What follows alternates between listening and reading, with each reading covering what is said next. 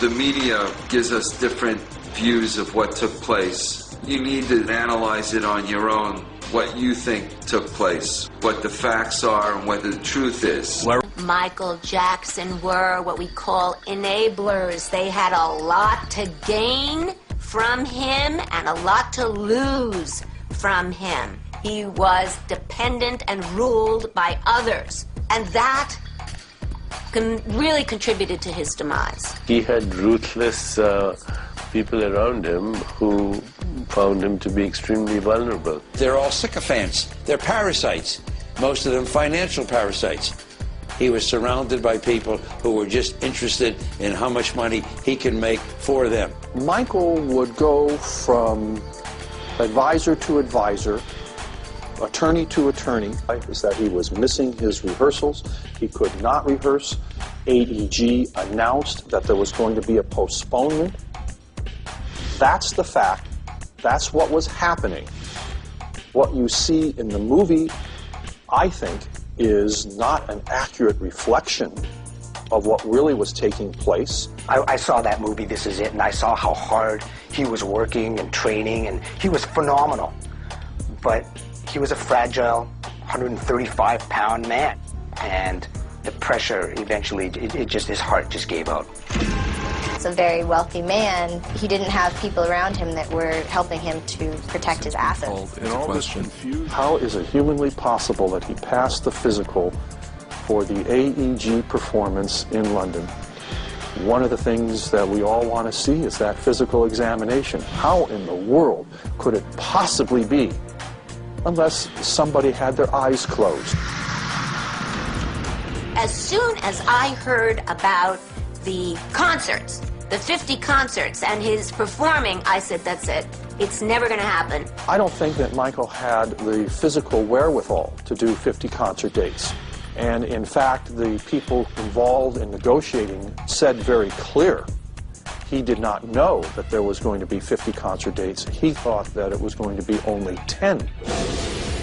I think it was part publicity and part legitimate medical issues. I don't think anyone would deny that he was suffering in those last months of his life. He had issues with his lungs, he was anorexic, he was weak, he was in constant pain. That there were certain drugs involved. Propofol, also called Diprovan, midazolam, also called Versed, lorazepam, which is Ativan, diazepam, which is Valium.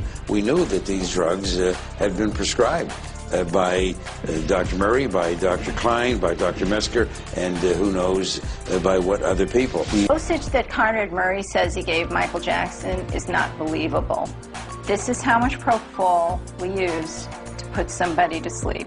To keep somebody Michael Jackson's size asleep for hours, you would need at least 10 to 14 of these bottles. This is how much Conrad Murray says he gave Michael Jackson, 25 milligrams, to keep Michael Jackson asleep for 8 hours. Conrad Murray, this little 25 milligrams that he claims that he gave Michael Jackson, there's no way that that would last for 8 hours, nor would it keep anybody asleep for any period of time. This is the drug that Dr. Murray said that he gave Michael Jackson. It's called propofol, brand name Diprovan. It has to be put through an intravenous line. It's very fast acting. It puts you out. It gives you a huge sense of euphoria. And if you go a little bit beyond the edge, you are in the valley of death. I know of no case, I've not seen one in all my years, in which someone has died from propofol drug abuse. And the reason is this is not a drug that you buy over the counter. It's not a drug that I as a doctor can prescribe for you. It's a drug that is found only in the hospital. Well, from what I've read about Dr. Murray's background, supposedly he was trained as a cardiologist, and then he's starting to use anesthetic drugs that he's not even trained in using. So he doesn't know how to dose the medication. There was a doctor there, and the doctor was doing CPR on the bed. He's pumping his chest, but he's not responding to anything, sir. Please. Is he on the floor? Where's he at right now? He's on the bed, sir. Firefighters, realizing that that was a wrong procedure, gave them orders to take the patient, Michael Jackson, off the bed so that you had a firm surface on which to do CPR. Okay, let's get him on the floor. Okay. Okay, let's get him down to the floor. I might help you with CPR right now, okay? Now, there's conflicting stories. Michael's on the floor, he puts him on the bed, then he does CPR on a fluffy bed. Well, if he's a cardiologist, he should know that a hard surface is the best place to do chest compression. Conrad Murray told the police originally that at a certain point in that day, he found Michael Jackson having trouble. And then, at that point, started to do whatever it is he was going to do to help him out. But then that was contradicted by the phone records. The police naturally got the phone records, and when they saw the phone records, they realized that after that time that Conrad Murray gave as having first noticed Michael Jackson was in trouble, Conrad Murray was talking on the phone to other people. The guy was probably brain dead right there at that point, so there was nothing to resuscitate. So precious time was lost. We call it the golden hour. If paramedics can get on scene and spend as much time as necessary to stabilize the patient, the chances for his life to be saved are great. I think he got really scared. He realized Michael Jackson, this is Michael Jackson. You know, it's just not anybody.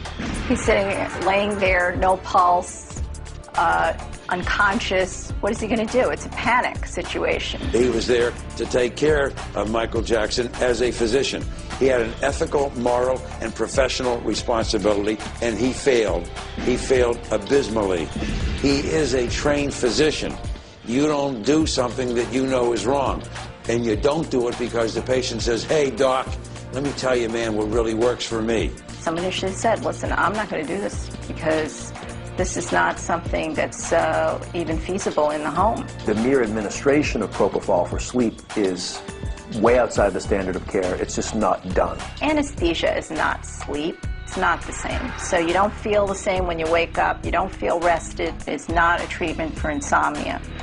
It's a treatment for getting people through medical procedures and surgeries. In my view, this was an illegal procedure. It should not have happened outside a hospital.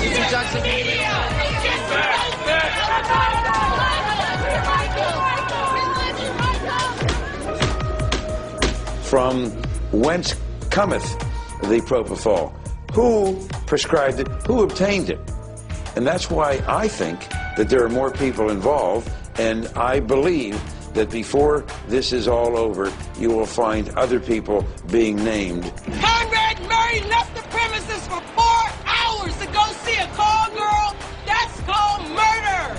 Let me see the hands who's reporting. It's all on the internet. You gotta wonder if he wasn't killed. My first thought when the movie was over, this is it. They killed him. Because they don't have to mess with him anymore. They have all this music, all this footage. We're gonna have Michael Jackson till the day we die. It seems like everybody's better off and richer without Michael. I've heard that a lot of folks say that Michael was worth more dead than alive. It breaks my heart to hear this. Is it true? I don't know whether it's true. Time, I think, is the only judge that we can ever have of that. We don't know what happened behind closed doors. We don't know what happened in his house. What we do know, and as an observer of celebrity culture, it's not really a surprise that he ended up an addicted person and the people around him using and abusing him endlessly. It's a horrible Hollywood tragedy, an American tragedy, and a human tragedy. The media gives us different views of what took place. You need to analyze it on your own, what you think took place, what the facts are, and what the truth is.